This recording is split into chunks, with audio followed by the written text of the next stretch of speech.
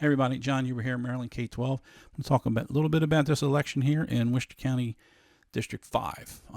You may or may not know I was originally a candidate for that in that election in the primary. I didn't fare out too well, and as I've always believed, when you lose like that, you close your mouth and go home. Election's over, and I have a little bit of insight on it. So let's talk about the election itself. First of all, congratulations to Elena. She got 54% of the vote, and Dorothy got 45. Dorothy Leslie Shelton was her challenger. She pulled in a very serious challenge, and it was very close. It was very contentious towards the end, or the last, say, several weeks. But congratulations to Elena. She won a great camp. She ran a really good campaign. She emphasized what she thought she would bring.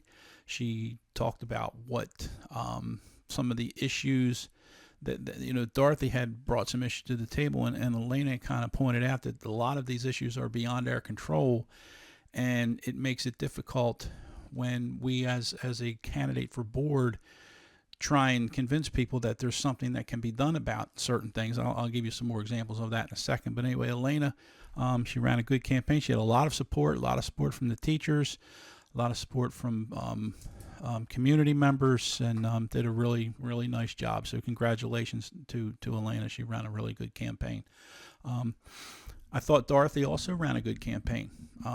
She clearly, by the numbers, she got 45% of the vote.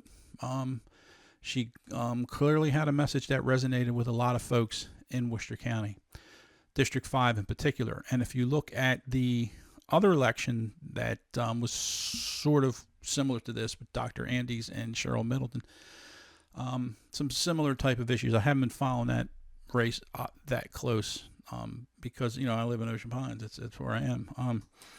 But anyway, I think what I'm saying is that the issues that Dorothy brought out, I think the board really needs to look at some of these going forward. Now, I know that's easier said than done. These are here's how, let me put it this way. Here's how I see it. The issues that Dorothy brought up, particularly like boys in the girls' bathroom, as she defines that's not necessarily what's happening, but that's kind of the tag that it's got. Things like no girls, no boys and girls sports, that sort of thing. These are legitimate concerns on the minds of people in Worcester County. And as a board, I would encourage them to try and find ways to, I don't know what they're going to do about it. I'll get that in a second.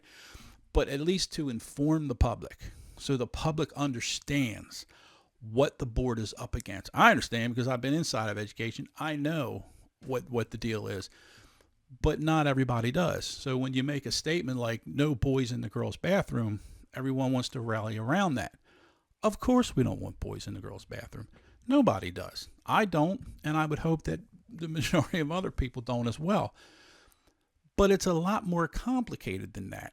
And that's a whole different topic. It's a very complicated issue because of the way the federal legislation defines gender, the way Maryland's laws are set up. We are an extremely liberal, left-leaning state, which brings me to my next point. Speaking of that, and then I'll wrap it up and move on. In Maryland, here's something for you to think about. In Maryland, Trump, right? We all know Trump won. He carried Maryland. Or he didn't carry. He carried Worcester County by 63%, and Maryland-wide, it was 37%. All right. Harris, on the other hand, only got 34% of the vote in Worcester County, but got 60% of the vote in Maryland. It's complete opposite. Now, a lot of that is skewed by the overwhelming numbers of the Democrats in the big city areas. Baltimore, the D.C. suburbs, etc. It's even more glaring when you look at Hogan, right? Hogan lost, as I'm glancing at my notes here. Hogan carried Worcester County by 70%. He got 70% of the vote here in Worcester County, but Maryland-wide, he got 45%.